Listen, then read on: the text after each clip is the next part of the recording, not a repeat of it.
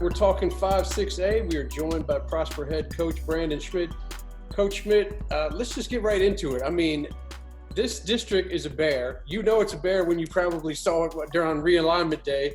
But you take a look at things, and you lost 2 games on the last play of the game.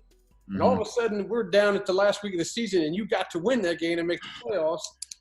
People may think, hey, this team is a 3-3 team. It's a 500 team. But once you made the playoffs, you shot right through several teams and made it to the fourth round where you lost to a district foe in 3 overtimes. Talk about how it was difficult to get through that district and get to where you went to. It's a meat grinder. From top to bottom, it's as competitive a district as there is in the state. If you can find your way into the playoffs out of 5-6A, you have a shot at winning some playoff games and making a deep run. The hardest part is getting into the playoffs. And everybody sees Allen and Geyer, but there's a Denton Braswell team that obviously gave you guys fits, and then you have McKinney Boyd that went down to the last second play. Besides maybe a Little Elm, there's not a team that's you're favored by more than a couple points. No, not at all.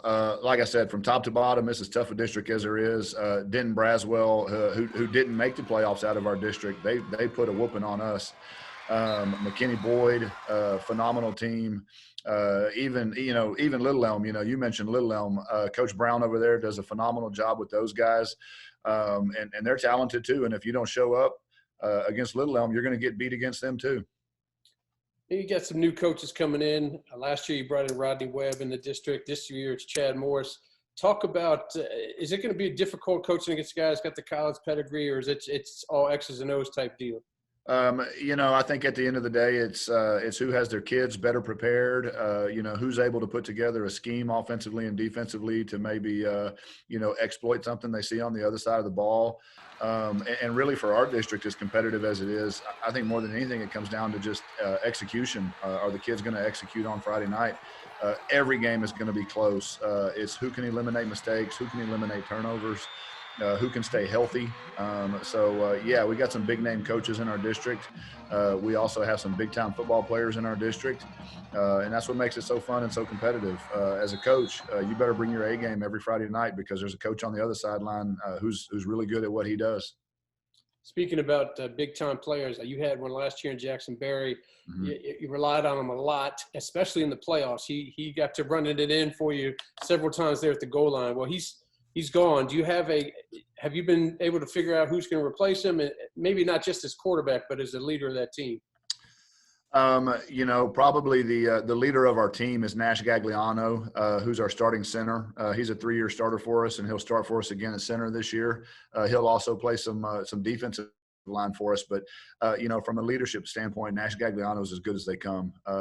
He's a tough kid, hard-nosed kid, loves his teammates.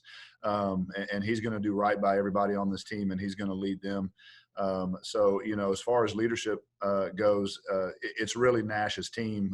We have some other guys who are also phenomenal leaders in our program, though. Caleb Miles, Aiden Cumbus, Tyler Bailey, Harrison Rosar, Ethan Gintu.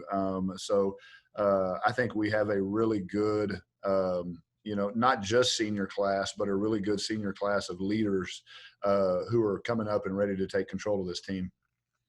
As far as skill position players, a lot of eyes are going to be on Tyler Bailey this year. Talk about him as a player and what makes him difficult to guard. To me, his biggest asset is his competitiveness. He loves football. He loves to compete. He wants to be successful. He wants to win. It's important to him.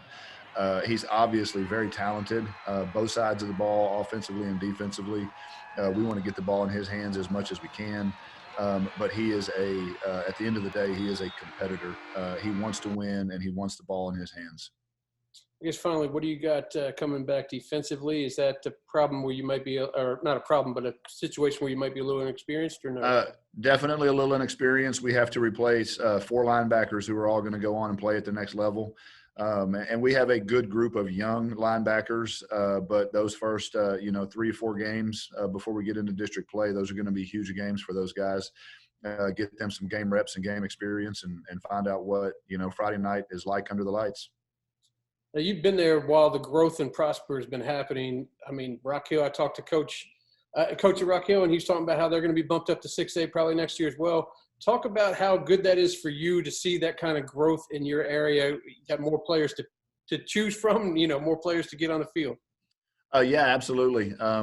Prosper right now. Prosper, I guess, is kind of a hotbed of growth, and really it is really from week to week. You're not sure who's gonna come through your doors and go, "Hey, coach, I'm so and so, and I'm here from wherever, and I want to play football." And so you literally do. You get, we get move-ins every week or two, and it's a unique experience. Well, this 5A, 5-6A district is going to be a unique experience again this year, I believe, before we realign after this year. But good luck to you, and looking forward to seeing these monster matchups week in and week out. I appreciate it. Thank you for having me.